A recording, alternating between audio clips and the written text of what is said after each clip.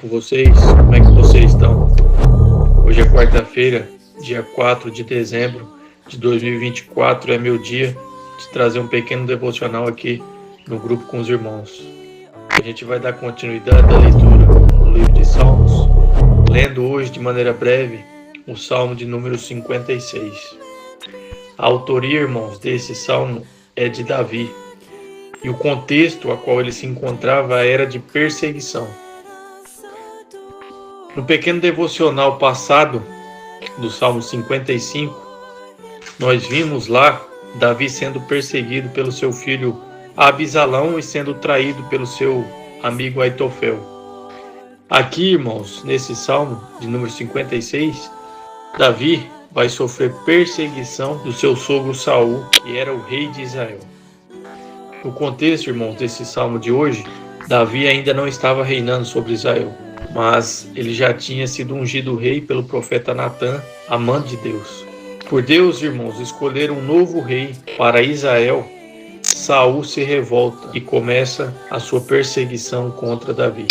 A situação de Davi era tão difícil que ele vai ao encontro de Aques, um dos seus inimigos, que era rei dos filisteus, o povo o qual Golias fazia parte, e o povo a qual Davi venceu matando Golias. De maneira resumida, irmãos, esse era o contexto a qual Davi se encontrava e a qual ele escreve esse salmo. Entrando agora na pequena exposição que iremos fazer, o que vemos aqui nos versículos iniciais é a fúria dos inimigos de Davi. Irmãos, apesar de Davi ainda não estar reinando sobre Israel, os seus inimigos já eram muitos, como se ele já estivesse no trono. Nesses versículos, irmãos, Davi nos fala o que seus inimigos faziam contra ele. Eles atacavam Davi, eles perseguiam, oprimiam, distorciam as suas palavras, planejavam o mal e vigiavam seus passos para tirar-lhe a vida. Tudo isso, meus irmãos, era constante na vida desse homem.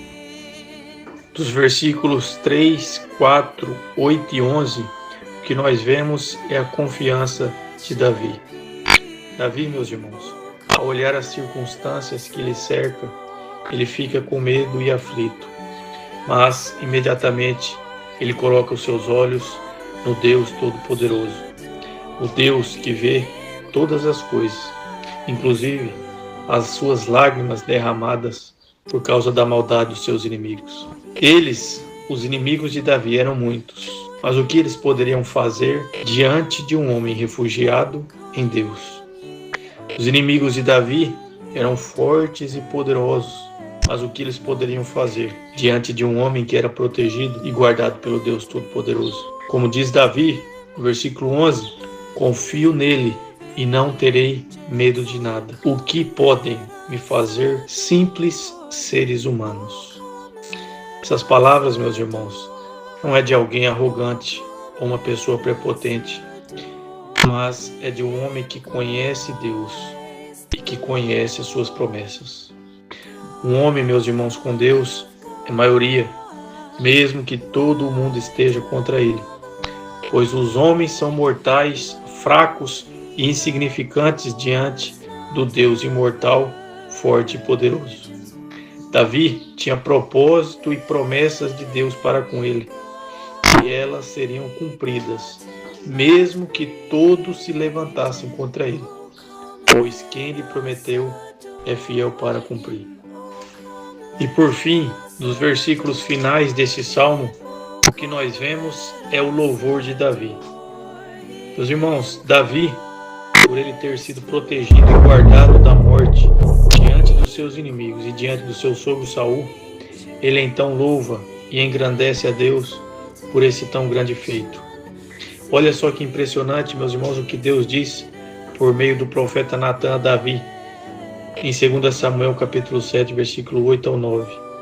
Agora, pois, diga ao meu servo Davi, assim diz o Senhor dos Exércitos, eu o tirei das pastagens, onde você cuidava dos rebanhos, para ser o soberano de Israel, o meu povo.